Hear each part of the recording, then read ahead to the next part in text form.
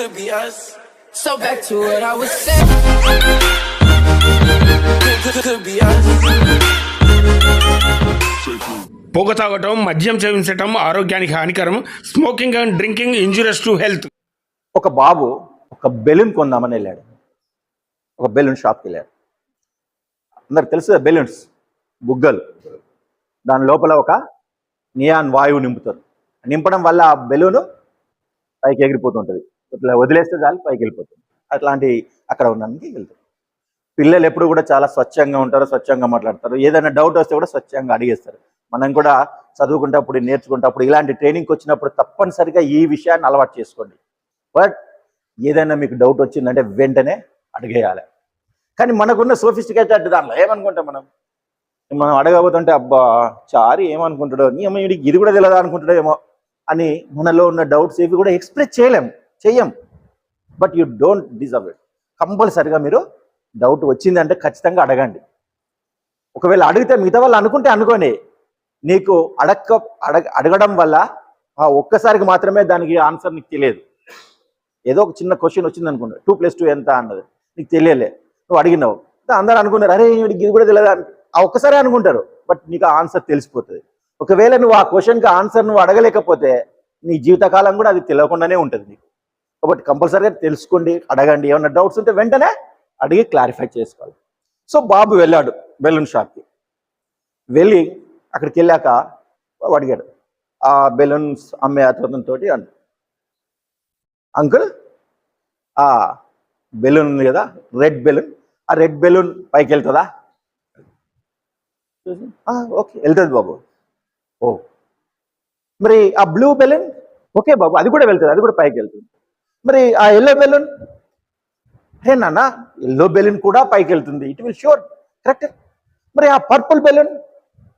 అప్పుడు ఆ బెలూన్ అతను వచ్చి బాబుతోటి, అరే నాన్న ఈ పైకి వెళ్ళేది బెలూన్ యొక్క రంగు వల్ల కాదు, కలర్ కాదు, ఏదైతే దాని లోపల నింపామో దానివల్ల. Colour not matters. అది బ్లూ కానీ, రెడ్ కానీ, ఎల్లో కానీ, పర్పుల్ కానీ, ఇంకే కలర్ కానీ, కలర్ తోటి కాదు అది పైకి ఎగడం, దాని లోపల ఉన్నటువంటి గ్యాస్ తోటి పైకి వెళ్తుంది. నో మ్యాటర్ మీరు ఏ కలర్ డ్రెస్ వేసుకున్నారు, డజంట్ మ్యాటర్. మీ హెయిర్ కలర్ ఏ విధంగా ఉంది, మీ చర్మం కలర్ ఏ విధంగా ఉంది, ఏం షూ వేసుకున్నారు, ఏం వాచ్ పెట్టుకున్నారు, ఏ కార్లో వచ్చారు, these are all doesn't matter. Whatever in your heart, in your mind, అది మాత్రమే నిన్ను పైకి తీసుకెళ్ళగలుగుతుంది, నాట్ ది కలర్.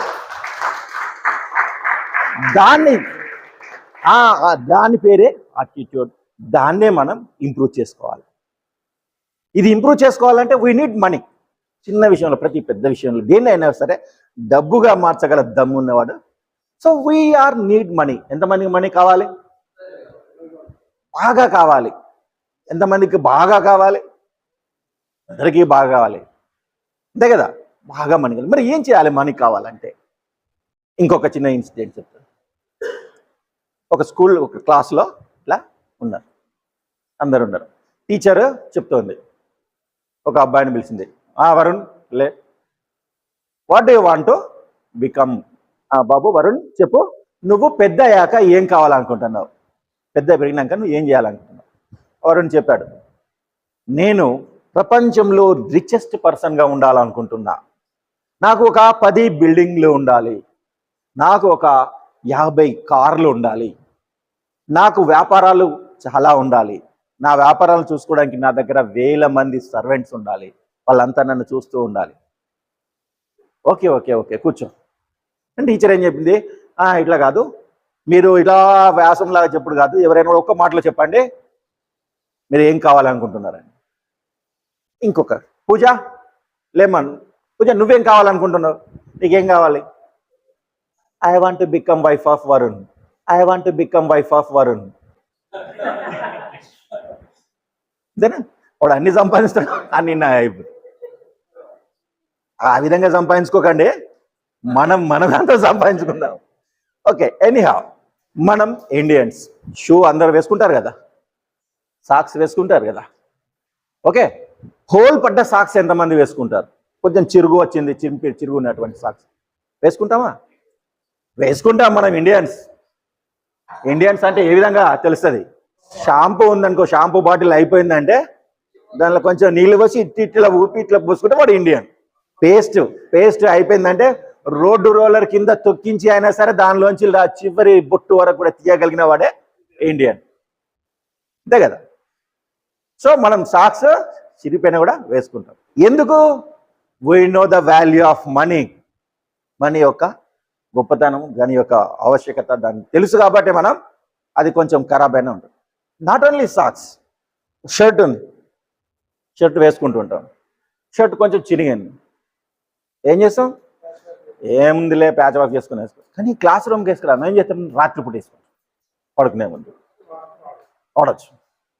ఓకే, రాత్రిపూట వాడడానికి కూడా కాలేదు అని అంటే హోలీ రోజు వేసుకుందాం. రంగు ఏ పడ్డా ఏది పడ్డా ఏం కాదు కాబట్టి హోలీ రోజు కూడా వేసుకోవడానికి పని చేయకపోతే ఇల్లు తుడవడానికి పెట్టుకుందాం.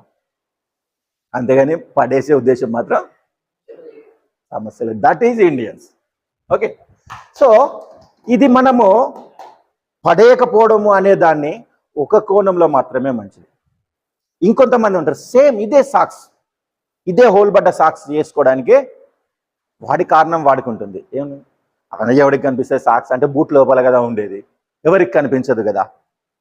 ఎవరికైనా కనిపిస్తే ప్రాబ్లం, కానీ కనిపించిన దానికి ఏమున్నది, వేసుకోవచ్చులే. ఆలోచన విధానం ఏదైతే ఉందో ఇది మాత్రం వెరీ టెరిఫిక్ ఆలోచన. అంటే ఎవరు చూస్తే you are a good boy, ఎవరైనా గమనిస్తున్నారంటే you are a good boy, ఎవరు గమనించకపోతే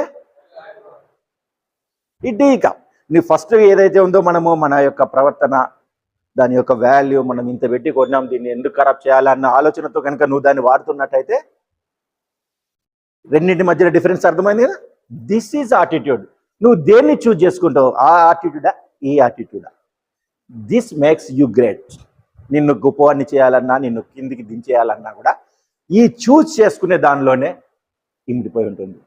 సో రైట్ చాయిస్ని చూజ్ చేసుకోవాలి, రైట్గా దాని గురించి ఆలోచించుకోవాలి. అప్పుడే నువ్వు రైట్ డెసిషన్ తీసుకోగలుగుతావు. రైట్ డెసిషన్ తీసుకున్నప్పుడే నువ్వు లైఫ్లో కరెక్ట్ అయిన పద్ధతికి, కరెక్ట్ అయిన ఆపర్చునిటీకి వెళ్ళగలుగుతావు. ఒక వ్యక్తి ఒకరోజు మైక్రోసాఫ్ట్ తెలుసా అందరికీ? మైక్రోసాఫ్ట్, ఎవ్రీబడి నోస్ మైక్రోసాఫ్ట్ ఆఫీస్కే జాబ్ కోసం వెళ్ళాడు. ఏం జాబ్ కోసం? జాడు వాళ్ళు తుడిచేది, ఇల్లు తుడిచే జాబ్ కోసం వెళ్ళాడు. ఇంటర్వ్యూకి వెళ్ళాడు. ఇంటర్వ్యూ కంప్లీట్ అయింది. కంప్లీట్ అయినాక వాళ్ళు సెలెక్ట్ చేసుకున్నారు. ఓకే, యు ఆర్ సెలెక్టెడ్ అని చెప్పారు. ఫైనల్గా సర్టిఫికెట్స్ అవి కావాలి చూద్దామని అందరిని రమ్మన్నారు. వచ్చారు. వచ్చినాక అన్ని చూసుకొని ఓకే యు ఆర్ సెలెక్టెడ్, నీ అపాయింట్మెంట్ లెటర్ను నీ ఈమెయిల్కి పంపించేస్తాం. So please give me your email. తెలుసా అందరికి ఈమెయిల్? అందరికీ ఉన్నాయా ఈమెయిల్? వీడన్నాడు ఐ డోంట్ నో ఈమెయిల్, నాకు ఈమెయిల్ లేదు అని. వారిని ఈమెయిల్ లేదా? ఈమెయిల్ లేకుండా మైక్రోసాఫ్ట్ ఆఫీస్కి ఉద్యోగానికి వచ్చావా? You bloody no job, you go అని వాడిని డిస్కార్డ్ చేసి నిలగొట్టేసాను. నమ్మ వీడింద్ర ఈమెయిల్ లేకపోతే జాబ్ ఇవ్వరా అనుకుంటే కూడా బయటకు వచ్చేసాడు. చూస్తే వాళ్ళు ఒక $5 ఉన్నాయి జేబులో. ఆడ $5 పెట్టి బయటకు వచ్చి టమాటో ఉన్నాడు. టమాటో కొని ఆ టమాటోని పట్టుకొని అలా పోయి అక్కడికి పోయి ఇంకొకడ వాటిని అమ్మేశాడు. $10. He made A profit of $5 in 1 day. $5 వరకు వచ్చినాయి. సో ఈమెయిల్ ఐడి లేకపోతే ఏంది, ఇదైతే తెలివి ఉంది కదా అని ఆ $10 మళ్ళీ పెట్టుబడిగా పెట్టడం, ఆ విధంగా వాడు టమాటో బిజినెస్ చేయడం మొదలుపెట్టాడు యుఎస్లో. He became a big businessman in US as a retailer of టమాటోలో అమ్మేటువంటి ఒక పెద్ద బిజినెస్ మ్యాన్గా అయింది. వాడు తనకు ఇన్సూరెన్స్, టమాటో అనగానే కొన్ని రోజులు ఖరాబ్ అయ్యాయి కాబట్టి దీనికి ఒక ఇన్సూరెన్స్ చేపిద్దామని అనుకుని ఒక ఇన్సూరెన్స్ ఏజెంట్ని పిలిచాడు. పిలిచి నా కంపెనీకి ఇన్సూరెన్స్ చేయమని. వాడు అన్నీ చూసుకున్నాడు, అన్ని సర్టిఫికెట్లు అన్నీ చూసుకొని okay sir you are all perfect, మీకు ఇన్సూరెన్స్ మేము చేస్తాము. సో మీరు మీ ఈమెయిల్ ఐడి ఇచ్చినట్టయితే మీకు ఇన్సూరెన్స్ సర్టిఫికెట్ పంపించేస్తానన్నాడు. బ్లడీ ఈమెయిల్ ఐడి నాకు లేదు అన్నాడు. వా, ఈమెయిల్ ఐడి లేదా మీకు? అరే బాపురే, ఈమెయిల్ ఐడి లేకుండా నేను ఇంతవరకు అయ్యారా? ఒకవేళ ఈమెయిల్ ఐడి ఉంటే ఏమయ్యేవారు మీరు తెలుసా? ఏమయ్యేవాడిని మైక్రోసాఫ్ట్లో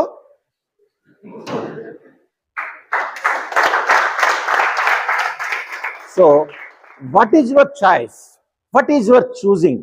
ఏం చూజ్ చేసుకుంటున్నావు, ఏం చేస్తున్నావు అన్నదే మెయిన్ ఇంపార్టెంట్. రైట్ చాయిస్ ఇంకా చూజ్ చేసుకోగలిగి రైట్గా ప్రవర్తించగలిగినట్టయితే నీకన్నా తోపు ఎవడు లేడు, ఎవడు రాడు. సో మీ కెరీర్లో రేపటి నుండి మీరు అన్ని మైండ్స్కి వెళ్తుంటారు. వెళ్ళాక ప్రతిదీ ఏదైతే ఇక్కడ నేర్చుకున్నారో, ఏదైతే ఇక్కడ గ్రహించారో దాన్ని అమల్లో పెట్టండి, ప్రాక్టికల్గా చూడండి. మీ కెరీర్లో, మీ చేసే జీవితం మొత్తంలో, కెరీర్ జీవితంలో, మీ జాబ్లో మీ దగ్గర కానీ మీ చుట్టుపక్కల కానీ ఎలాంటి యాక్సిడెంట్ లేకుండా, ఎలాంటి హార్మ్ కాకుండా సాధించి మీ కెరీర్ని పూర్తి చేసుకొని ఒక గొప్ప ట్రైనర్స్గా రూపొందాలని మీకు అందరికీ మనసారా కోరుకుంటూ thank you very much. Thank you. Thank you for watching video. Please like, share and subscribe.